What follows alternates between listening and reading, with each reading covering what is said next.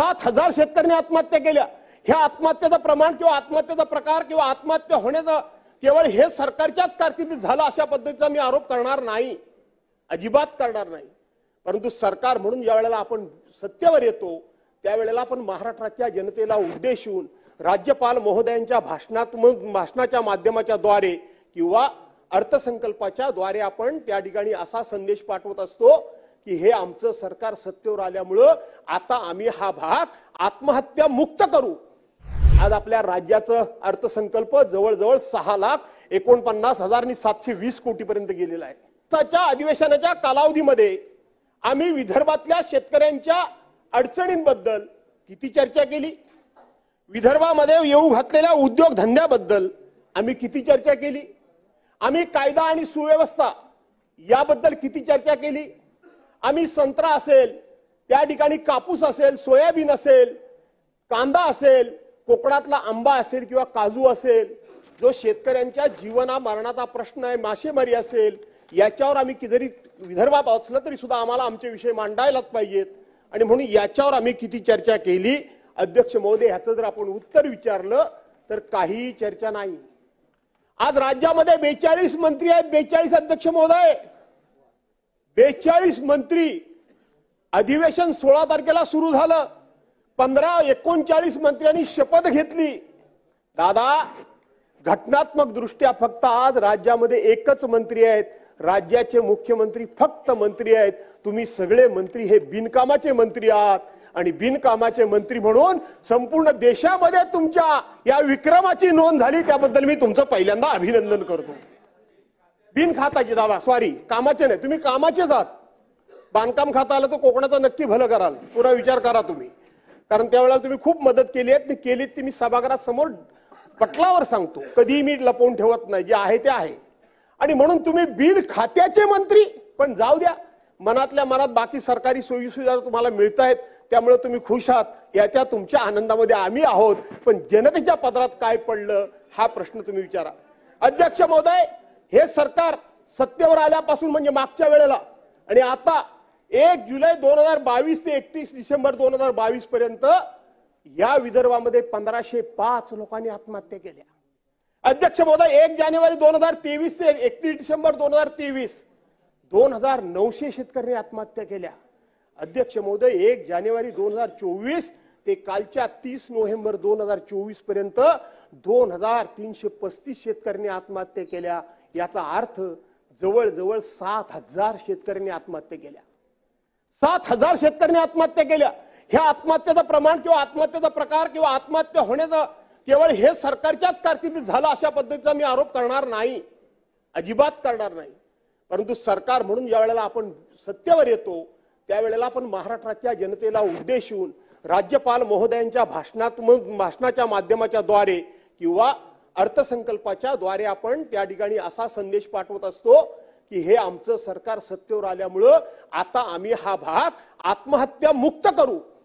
मुक्त करणं थोडा अवघड काम झालेला आहे, प्रयत्न होतात, पण तरी देखील 7,000 आत्महत्या होणं मला वाटतं या राज्यकर्त्यांच्या कारकिर्दीतला आणि या महाराष्ट्रातल्या इतिहासातला सगळ्यात मोठा विक्रम आहे असं म्हटलं तर अध्यक्ष महोदय ठरणार या ठिकाणी वावगं ठरणार नाही। अध्यक्ष महोदय शेतकरी आत्महत्या मुक्त महाराष्ट्र करण्याची माननीय मुख्यमंत्र्यांची घोषणा ही कागदावरच झाली। दुष्काळग्रस्त भागाला शेतमालाला आम्ही रास्त भाव देऊ, एकंदरीत उत्पादक खर्चाच्या 1.5 आम्ही भाव देऊ। कुठे आहे अध्यक्ष महोदय, कुठे आहे एमएसपी आहे, कुठे एमएसपी? दुधाचे पडलेले भाव मध्यंतरी सरकारने जाहीर केलं की आम्ही दुधाच्या पडलेल्या भावाला या ठिकाणी सुधारित करण्याकरता पर लिटर 10 रुपये आम्ही त्या ठिकाणी वाढीव देऊ। कुठे आहेत अध्यक्ष महोदय त्याचा वाढीव? तरी सुद्धा का शेतकरी आता या ठिकाणी शेतकऱ्यांना दुष्काळ अवकाळीमध्ये झालेल्या नुकसानाची मदत मिळालेली नाही। पीक विमा योजना, मला या सदनाचे सदस्य सुरेश अण्णा धस मला वाटतं आहेत की बाहेर आहेत मला माहित नाही, मी आज सकाळीच म्हणजे सेविंग वगैरे करताना काही मी भाषण ऐकत असतो। हे सगळे गुन्हे जर तुम्ही पाठीशी घालत बसलात तर एक दिवस तुमच्याबद्दल म्हणावं लागेल की राम तेरी गंगा मैली हो गई, पापियों के पाप धोते धोते धोते। देवेंद्रजी अशा पद्धतीने चुकीच्या गोष्टींना जर तुम्ही पाठीशी घातलात तर कदाचित तुम्ही जी परवांच्या दिवशी एक काव्य केलं तसंच पद्धतीचं विडंबनात्मक काव्य तुमच्यावर करण्याची मात्र वेळ आणू नका, एवढंच मी या निमित्तानं सांगतो। एवढंच या निमित्तानं मी सांगतो। कांद्याचे भाव पडले, कांद्याचा शेतकरी त्याचं त्यावेळेला आपण काय ते उठवतात ते बाहेरचं, आणि म्हणून त्याचं धोरण सातत्यानं बदलत आलं। वेळेवर कर्ज वाटप नाही, बँकांची सातत्यानं अडवणूक, कर्ज घेतलेला असलेला सिबिलची होणारी विचारणा, या सगळ्यामुळे शेतकरी हा नागवला गेलाय। आणि त्यातलाच शेतकरी सुद्धा तुमचा कापूस असेल, सोयाबीन असेल किंवा अन्य या भागातला संत्रा उत्पादक असेल, मला या वेळेला मला नक्की माहित नाही, परंतु या वेळेला आम्ही जेव्हा रस्त्यानं जातो तेव्हा संत्री अतिशय सुंदर दिसतात, चांगल्या प्रकारची, नेहमीसारखी अशी सुकलेली चिमलेली वगैरे संत्री दिसत नाहीत, परंतु त्या संत्र्याला योग्य तो भाव सुद्धा या ठिकाणी मिळाला पाहिजे। आणि म्हणून इथं मी आपल्याला विनंती करतो की आपण सरकारनं आता या विषयामध्ये लक्ष देण्याची गरज आहे। ही आत्महत्या त्या ठिकाणी कमी करण्याची 100% थांबणं अशा पद्धतीचा मी दावा करणार नाही, कारण हा वर्षानुवर्षीचा चालत आलेला विषय आहे। आणि म्हणून त्या आत्महत्या कमीत कमी कशा होतील याचा विचार अध्यक्ष महोदय सरकारनं करावा, अशा प्रकारची मी या ठिकाणी विनंती करतो। अध्यक्ष महोदय, आपण इथं सांगतो की नेहमी विदर्भाचा बॅकलॉग भरून काढण्याकरता, विदर्भाच्या तरुणांना त्या ठिकाणी हाताला काम देण्याकरता, शेतकऱ्यांच्या आत्महत्या कमी करण्याकरता म्हणून आम्ही या ठिकाणी मोठ्या प्रमाणामध्ये उद्योग हे विदर्भ आणि थोडंसं मराठवाड्यामध्ये करतो आहोत असं सातत्यानं सांगितलं जातं। परंतु अध्यक्ष महोदय, आज काय परिस्थिती आहे राज्याची? राज्याची परिस्थिती ही आहे की देशामध्ये इज ऑफ डुईंग बिझनेस मध्ये जर बघितलं तर देशात आपलं राज्य हे 13व्या स्थानावर आहे, 13व्या नंबरला आहे। पहिल्या आणि दुसऱ्या नंबरच्या आम्ही गोष्टी करतो, परंतु 13व्या नंबर हा सरकारी आकडे मी तुम्हाला सांगतोय।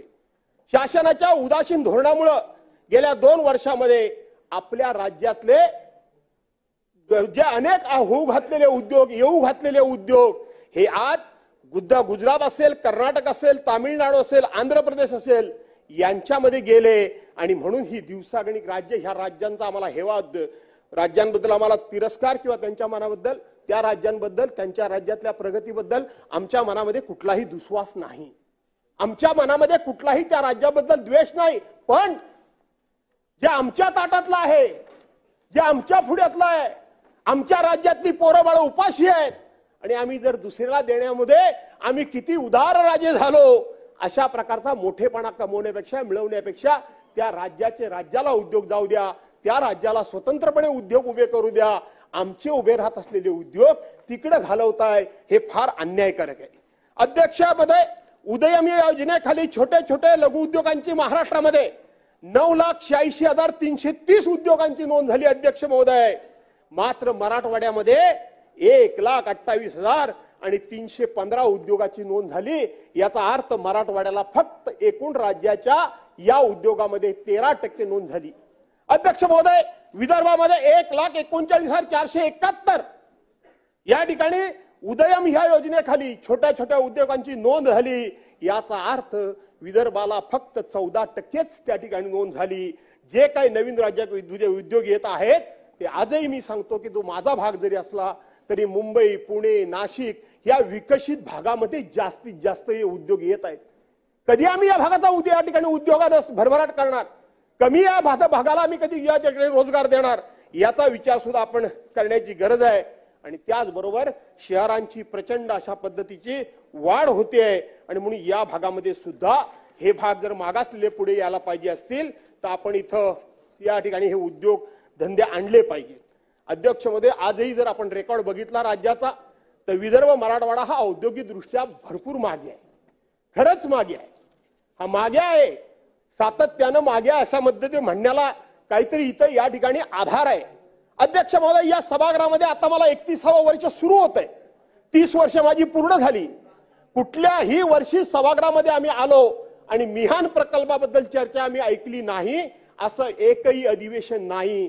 आज सुद्धा मिहानचा गवगवा आम्ही खूप केला, पण त्या ठिकाणी आजही ज्या बेसिक फॅसिलिटीज असल्या पाहिजेत त्या बेसिक फॅसिलिटीज असल्या नसल्यामुळं इथं येणारे उद्योग कमी येत आहेत, उलट आलेले उद्योग पुन्हा बाहेर जात आहेत, याचा विचार केला पाहिजे। यवतमाळमध्ये जिल्हा खनिज अर्जाच्या दृष्टीने हा जिल्हा समृद्ध आहे, तिथं शेज निर्माण करण्याचं आश्वासन दिलं गेलं, काय झालं त्याचं? त्याचं सरकारने उत्तर दिलं पाहिजे। गडचिरोली जिल्ह्यामध्ये पुंज लाईट म्हणून कंपनी मोठ्या प्रमाणामध्ये खनिकर्मासाठी जमीन देत आलेली आहे, त्याचे निकष काय आहेत, का त्या ठिकाणी हे सगळे प्रोजेक्ट विकसित होत नाहीत, त्याचा दुसरा उल्लेख केला पाहिजे। अध्यक्ष महोदय, निवडणुका डोळ्यासमोर ठेवून अमरावतीला मी अनेकांची भाषणं ऐकली की आम्ही टेक्सटाईल पार्क तिथं आणतो आहोत। टेक्सटाईल पार्क या प्रकल्पाचं दादा भूमिपूजन झालं, त्याचा स्टेटस काय आहे, काय त्या टेक्सटाईल पार्कची अवस्था आहे, त्या तो कधी टेक्सटाईल पार्क सुरू होणार याचं सुद्धा उत्तर सरकारनं देण्याची गरज आहे। घोटी असेल, सिन्नर असेल, तिथं शेज निर्माण करण्याकरता जमिनी मात्र मोठ्या प्रमाणामध्ये घेतल्या गेल्या, परंतु राज्याच्या विकासाच्या दृष्टीनं तिथं काहीही झालं नाही।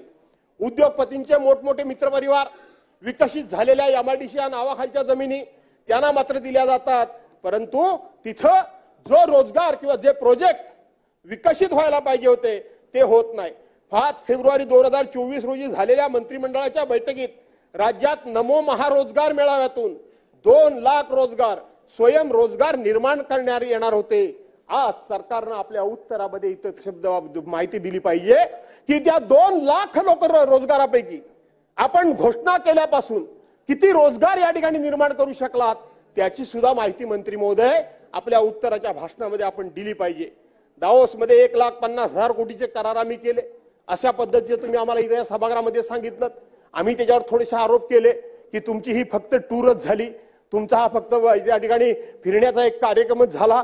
तुम्ही तिथं सांगितलं की आम्ही मोठमोठे उद्योग आणले, सांगा ते आता त्याचा स्टेटस काय आहे, त्याची आता परिस्थिती काय आहे, तिथं किती उद्योग इथे इस्टॅब्लिश झाले, किती जणांना रोजगार मिळाला, आज त्या उद्योगांची काय परिस्थिती आहे हे तुम्ही लोकांना सांगा, महाराष्ट्राला सांगा, अशी माझी आपल्या सर्वांना विनंती आहे। शेवटी आपण सर्वांनी इतर विभागांची नाहरकत वगैरे वगैरे आहे, ऍग्रीकल्चर इंटेलिजन्स 5,000 कोटीचे करार, माहिती तंत्रज्ञान विभागाचे नाहरकत प्रमाणे घेता करण्यात आले होते, पुढे काय झालं त्याचं? अध्यक्ष महोदय, आज महाराष्ट्र जीवन प्राधिकरणाचा उल्लेख आम्ही याच्यामध्ये आमच्या प्रस्तावामध्ये आणलाय। अध्यक्ष महोदय, मला सांगितलं पाहिजे की या महाराष्ट्र जीवन प्राधिकरणाची खूप मोठी चर्चा आमचे मित्र करत असतात की यापूर्वी मी परवाच्या दिवशी मी नाव कोणाचं घेणार नाही, पण मी भाषण ऐकलं काही लोकांचं की देशाला स्वातंत्र्य मिळाल्यापासून आपण ज्या राज्यातल्या या देशातल्या जनतेला साधं पाणी सुद्धा देऊ शकलो नाही, अशा प्रकारचं भाष्य एका जबाबदार नेत्याच्या तोंडून मी ऐकलं। अध्यक्ष महोदय, तुम्ही सुद्धा मला वाटतं 6 की 7 वेळा किती वेळा निवडून आलात? माझ्यापेक्षा एक कमी असाल निवडून आलात। आपण ह्याच्यापूर्वी जलस्वराज्य योजना बघितलेली आहे की नाही बघितली आहे? राष्ट्रीय पेयजल कार्यक्रम योजना बघितलेली आहे, यशवंतराव चव्हाण पेयजल कार्यक्रम बघितलेला आहे। नवीन काय? नवीन याच्यामध्ये काहीच नाहीये। शेवटी येणाऱ्या केंद्र सरकारमध्ये असणारं केंद्र सरकार, याचीच राज्यामध्ये असणारा प्रत्येक नागरिक ते राज्य कोणाचं आहे यापेक्षा त्या राज्यामध्ये असलेल्या प्रत्येक नागरिकाचा आम्ही पालक आहोत, आणि म्हणून त्याच्या मूलभूत ज्या गरजा आहेत त्या गरजा देण्याचं काम प्रत्येक सरकार त्या वेळेला करतच असतं। काही करत नाही, नवीन काही नाही। अध्यक्ष महोदय, फरक एवढाच आहे की जलजीवन मिशन योजनेची आपण जोरात चर्चा करतोय। आज जलजीवन मिशन योजनेमध्ये 50% केंद्र सरकार हिस्सा देतंय आणि 50% राज्य सरकार देतंय। पूर्वी फक्त फरक एवढाच होता की 90% केंद्र सरकार पैसे द्यायचं आणि 10% राज्य सरकारचा हिस्सा असायचा, त्यामुळे जास्त चर्चा होत नव्हती, कारण आता 50% मिळतात तेव्हा 90% मिळत होते म्हणून चर्चा होती। मुद्दा तो माझा नाही अध्यक्ष महोदय। अध्यक्ष महोदय, ही शासनाची अतिशय महत्वाकांक्षी योजना आहे हे मी मान्यच करतो, कारण घर घर नल प्रत्येकाला, हर घर जल म्हणजे प्रत्येकाच्या घरामध्ये डायरेक्ट नळानं पाणी। ओके, हर घर नल से पाणी। दादा, मी तुमच्याकडे अरे दादा हो, मी ह्या दादांच्याकडे शिकवणीला जाणार आहे, तुमची शिकवणी मला परवडण्यातली नाही। आणि म्हणून ती स्कीम आज प्रत्येकाच्या घराघरापर्यंत पाणी। दादा, कधीतरी याचा रिव्ह्यू घ्या। परवांच्या दिवशी औचित्याच्या मुद्द्यानं मी माझ्या मुद्द्याच्या माध्यमातून मी माझ्या रत्नागिरी जिल्ह्यातली वास्तववादी परिस्थिती समोर आणली। मी म्हणतो नव्हे, सन्माननीय मंत्री गुलाबराव पाटील यांच्या अध्यक्षतेखाली त्यांच्या उपस्थितीमध्ये मी मीटिंग लावली, तिथे ही परिस्थिती समोर आली की संपूर्ण महाराष्ट्रामध्ये जर ह्या जलजीवन मिशन योजनेच्या योजनेमध्ये सगळ्यात मागे जर जिल्हा कुठला असेल तर तो रत्नागिरी जिल्हा आहे हे सांगण्यात आलं। मार्च 2024 पर्यंत ह्याची मुदत होती, मुदत वाढवून मिळेल याबद्दल काही दुमत असण्याचं कारण नाही, ती वाढवून द्यावी लागेल, कारण अनेक योजना ह्या पाईपलाईन मध्ये आहेत, त्यांना खर्च झालेला आहे 10%, 20%, 25% टेंडर झालेला आहे। पण अध्यक्ष महोदय, मी आपल्या माध्यमातून पुन्हा एकदा सरकारच्या लक्षात आणून देऊ इच्छितो, आज बांधकाम खात्यामध्ये तुम्ही बांधकाम मध्ये काम केलंय, एखाद्याला काम द्यायचं असेल तर त्याची बीड कॅपॅसिटी तपासली जाते की नाही जाते, त्याच्या हातामध्ये पूर्वीची कामं तिथे तपासली जातात, आता जर त्याला आणखीन कामं दिली तर तो करू शकेल की नाही ही त्याची कॅपॅसिटी बघितली जाते। दादा, मी कोणालाही कमी लेखत नाही, पण या पाणी योजनेच्या कामामध्ये जे कोणी कॉन्ट्रॅक्टर आहेत, मी जाहीरपणे सांगतो की ह्या योजना घेईपर्यंत त्यांची बाजारामध्ये 25,000 रुपये सुद्धा 25,000चा माल उधार घेण्याची पत नव्हती। 25 टीका केली, आरोप केली, त्याच्यातून काही दुरुस्ती व्हावी अशा पद्धतीचा आपण विचार केला। माझी विनंती आहे सरकारला की या प्रस्तावाच्या माध्यमातून चांगले निर्णय घ्या, चांगल्या निर्णयाचं आम्ही नक्की समर्थन करू। विरोधाला विरोध करणं हे आम्हाला होणार नाही, माझ्यासारख्याकडून तर वैयक्तिक होणार नाही, पण जिथं चुकीचं असेल तिथं मात्र गय केली जाणार नाही। चुकीचं असेल ते सुद्धा तुम्ही त्याच्यावर पांघरून घाला अशी अपेक्षा मित्रांनो ठेवू नका, सरकारनं मित्रांनो म्हणजे सरकारनं ठेवू नये अशा प्रकारची माझी विनंती आहे। आणि म्हणून अध्यक्ष महोदय, या विरोधी पक्षाचं हे प्रभावी हत्यार आहे, हे प्रभावी आयुध आहे, हत्यार म्हणजे आयुध आहे। मी महिलांच्या अत्याचारापासून सगळ्याच या ठिकाणी सगळी आकडेवारी आणली होती, पण माझं घड्याळाकडे पण लक्ष आहे। आज बरेच वर्षानंतर मला एवढं विस्तार झालं, मी स्वतःच थांबवतोय, उगाच त्रास घेताय तुम्ही, बरेच वर्षानंतर इतकं मी विस्तारानं बोलतोय। आणि म्हणून हा प्रस्ताव आणण्याच्या पाठीमागे केवळ सरकारच्या उणीवा दाखवाव्या, केवळ सरकारच्या चुका दाखवाव्या, केवळ सरकारवर दोषारोप करावा, केवळ सरकारवर टीका करावी असं नाही अध्यक्ष महोदय। तर या प्रस्तावाच्या माध्यमातून महाराष्ट्राच्या जनतेमध्ये निश्चितपणे काही चांगलं पडेल अशाच भावनेनं मी हा प्रस्ताव आणलेला आहे। आणि म्हणून या प्रस्तावावर आपण मला विस्तृतपणे माझे विचार मांडायला संधी दिलीत त्याबद्दल आपल्याला धन्यवाद देतो आणि या ठिकाणी थांबतो।